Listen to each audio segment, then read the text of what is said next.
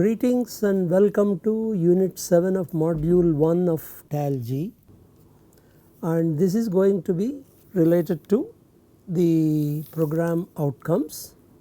Partly we have dealt with that in Unit 6, and in Unit 6 we have identified the program outcomes of general higher education programs. What you need to remind yourself is program outcomes of general programs are not going to be identified by accrediting agency. It is a university or the autonomous institution will have to identify. And also we out of the 12 suggested possible outcomes, we propose that initially institution should aim at achieving or attaining 7 program outcomes, because the experience in designing a curricula in a top down manner from program outcomes and program specific outcomes is relatively new. So the goals can be kept little more to be kept moderate, and we confine ourselves to some 7, and we made a proposal of those 7 outcomes. And in that process we understood the nature of PO1 and PO2 and PO3 of the selected 7, and explored what kind of activities could be incorporated in different courses that could facilitate their attainment. And now coming to Unit 7, the goal is to understand the nature of PO4, PO5, PO6 and PO7, and identify some possible activities that could lead to their attainment. And importantly, write PSOs, program specific outcomes of a selected program. This is what our the goals of this particular unit. Now starting with PO4, the PO4 is related to individual and teamwork. The outcome statement is function effectively as an individual and as a member or leader in diverse teams and in a wide variety of settings. All activities in any organization are group activities, whether it is office work or as I said, one is working as a receptionist in an organization. Whatever it is, whatever be the activity that you do, it is always a group activity, and the group has to work as an effective team to meet the goals of the organization. That is the reason why everyone should train himself or herself both as an individual and as a team member. And an individual, after becoming a member of a team and identifying his or her role, should be able to work effectively to achieve the team's objectives in spite of personal differences with other team members. This always happens when you change your job. The team into which you are going is very different from the team you are used to, and anyone to be effective should have to learn to work with a different set of people with whom you may have several personal differences. And what are the possible activities that you can organize in a program to attain this outcome? One can give group assignments that involve group decision making, division of work through negotiation. That is one. Or just simply give a group project without stating anything. Co-curricular activities that will require a group.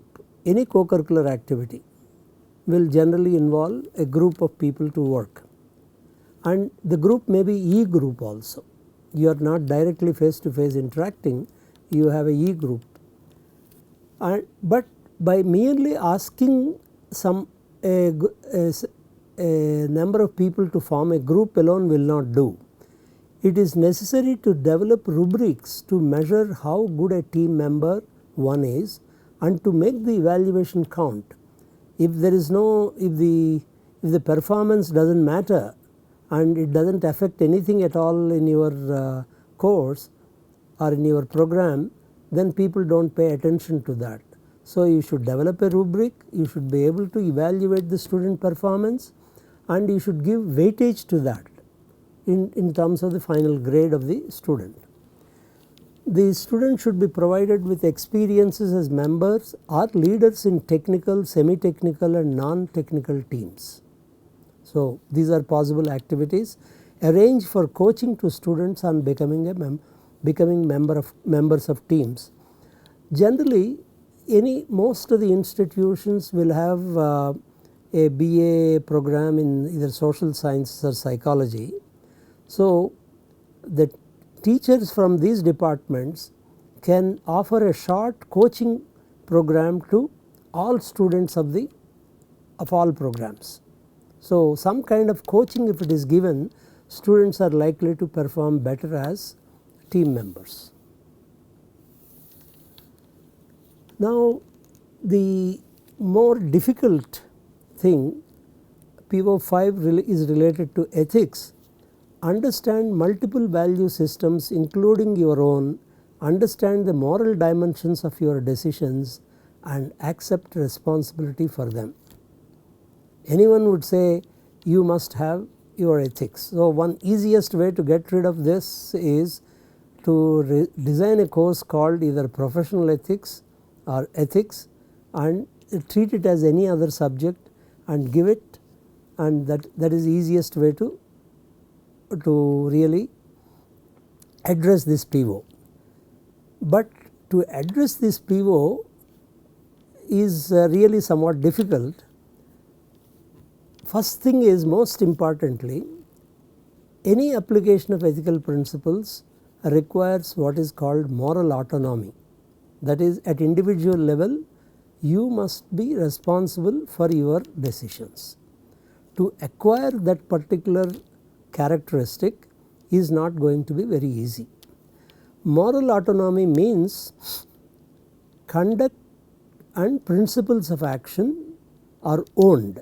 That means how I behave and what principles of action I have to own myself, and decisions and actions are based on critical reflection and not passive adoption of some code.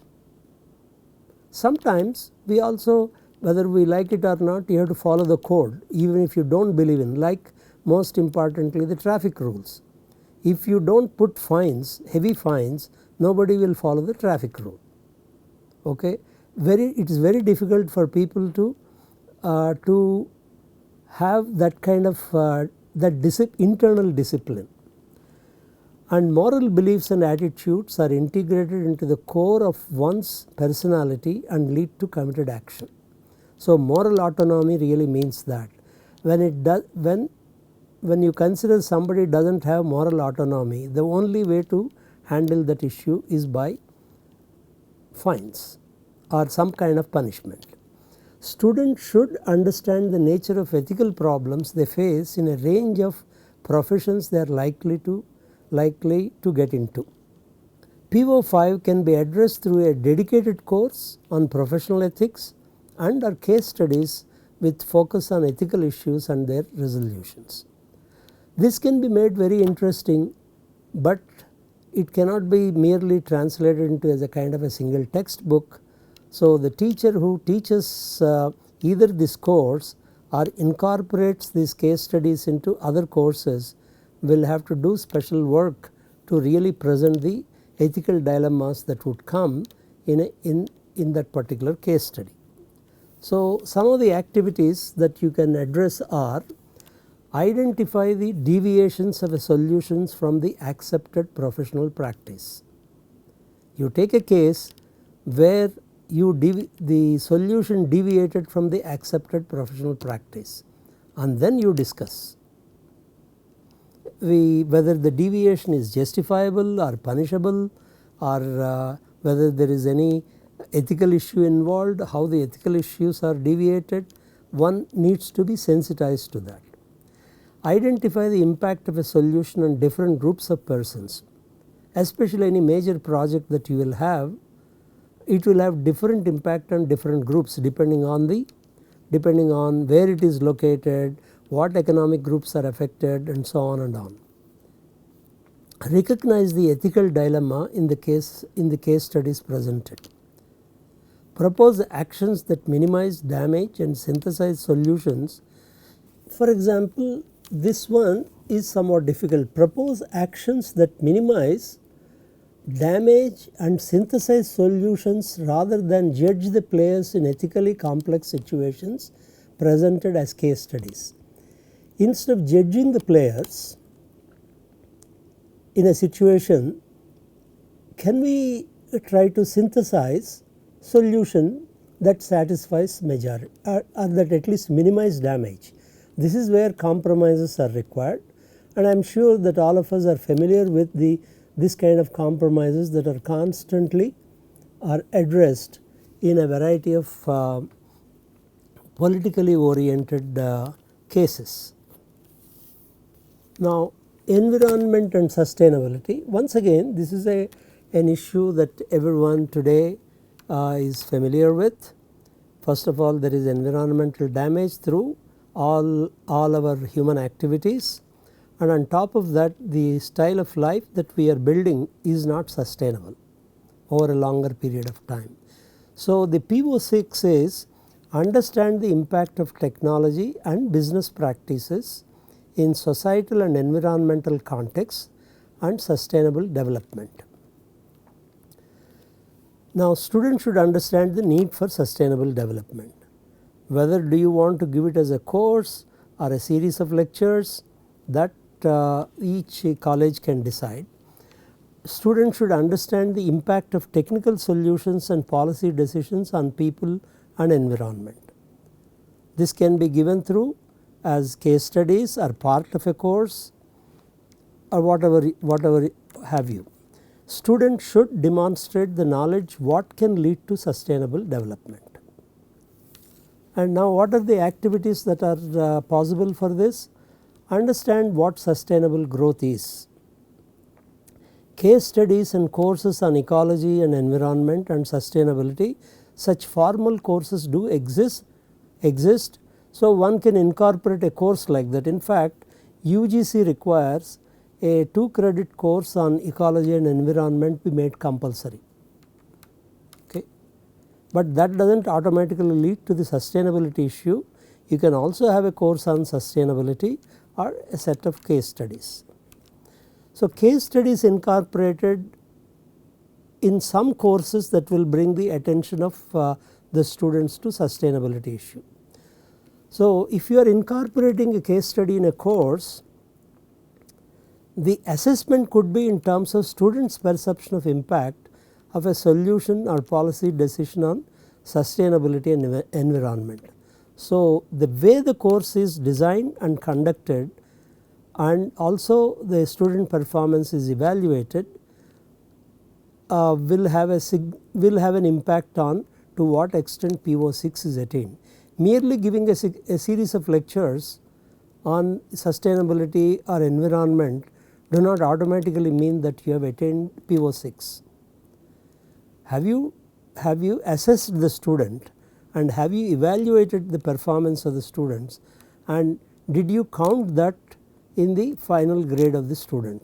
Until all these 3 activities are done, mere lecturing or presenting case studies does not lead to attainment of these POs.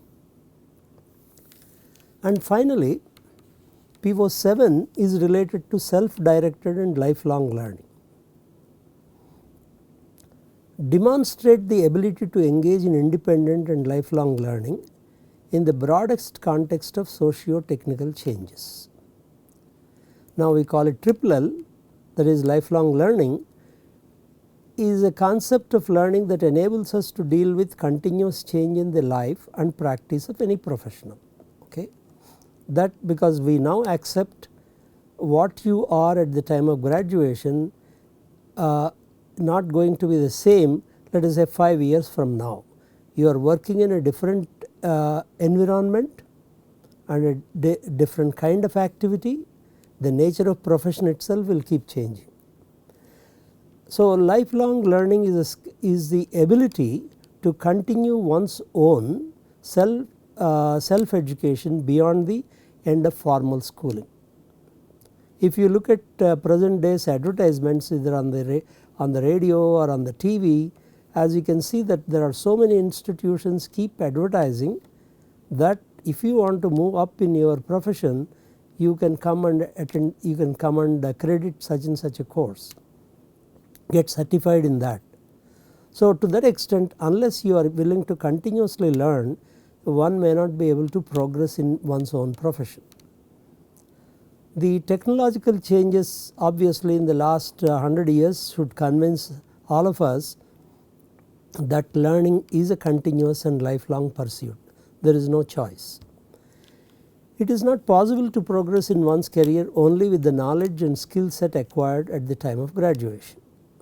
Okay.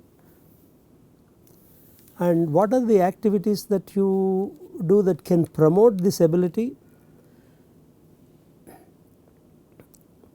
Determine the knowledge, skills and attitudes needed at the beginning of a project. For example, one can present a hypothetical project and ask the students to write a report, and before you write the report, what is the knowledge, skills and attitudes that are needed to execute the project can be first determined by the students. Develop strategies to acquire the required knowledge and skills, because we are not this kind of self learning, you are not sitting in a classroom and attending lectures. How do you must develop your own strategy to acquire the required knowledge and skills. Acquire the required knowledge and skills outside the classroom, not inside the classroom. Participate in professional development, professional society activities and co-curricular and extracurricular activities. By participating in this, you are continuously learning on your own. So, during the 3 years, if you participate in various activities, it should be possible for a student to realize the importance of continuous learning, continuous updating of one's own knowledge and skills, and also how to go about getting that kind of knowledge and skills. So, we looked at the 7 program outcomes. It is not easy to integrate, but one should make an effort. That is where the curriculum design and implementation will have to spend significant amount of time to kind of demonstrate that we are truly attaining those 7 program outcomes. Now come to program specific outcomes. PSOs represent what the student should be able to do at the time of graduation from a specific program. If you are doing BSc in zoology, at the end of 3-year program in zoology, what kind of outcomes you should attain which are specific to zoology, because your design of the program will depend on what kind of knowledge and skill set you want your graduates to have. Because zoology, if you take, it is such a vast discipline, you are selecting something from that. So, you are trying to communicate what you are selecting through these PSO statements. They are program specific and we do not write too many of them, 2 to 4 in number, and need to be defined following a well documented process. This is not the job of one individual or one head of the department, but it should be done by a group of people or a committee that is specifically constituted for it. Now, we will call them as all outcome statements will have to start with some action verb. Here, as far as PSOs are concerned, you can have one or more action verbs. Several action verbs can be used, and some examples we have given below, like formulate, specify, conceive, design, plan, architect, build, implement, test, operate, select, and so on and on. You do not have to be restricted to the indicated action verbs. You can also coin some action verbs that truly represent what you have in mind for your program. And the action verbs should be followed by clearly identified knowledge elements belonging to the disciplines of the program. Sometimes a program may have more than one discipline as the core. Sometimes it will have only one discipline of the program of concern, and if required by the conditions under which the actions have to be performed. So, you not only talk about the knowledge elements from a particular discipline, you also talk about the conditions under which the actions have to be performed. Now, the only way to demonstrate is by giving you some examples. Now, PSOs of BSc Zoology, this is sample. Okay. It is not saying that all BSc Zoology programs have to be given this way. These are about 2 or 3 faculty members as a group have written in one particular case, in one particular instance. You may agree or may not, you may disagree with what is presented here. Understand the nature and basic concepts of cell biology, biochemistry, taxonomy and ecology. Analyze the relationships among animals, plants and microbes. Perform procedures as per laboratory standards in the areas of biochemistry, bioinformatics, taxonomy, economic zoology and ecology. Understand the applications of biological sciences in apiculture, aquaculture, agriculture and medicine. This is one set of, you cannot write, should not be writing more than 4. It is preferable to capture as much detail, that is, when you write this sentence you can make the sentence longer, adding various adjectives as well as specific knowledge elements to make it rich. But a PSO is only one statement, one sentence. Each PSO is one sentence and you can write a maximum of 4. Now, BA in history. Understand historical facts about the formation of societies and cultures of the world with emphasis on India. Distinguish between primary and secondary sources and understand historical interpretations. Analyze contemporary social and political issues in historical perspectives. Write well organized historical arguments in the form of essays or reports. This is a set of PS4 for BA in history.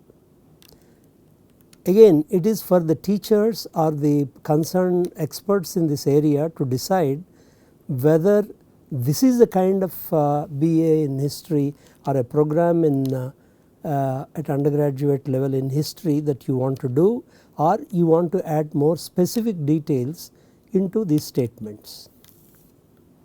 Another example, BA in economics.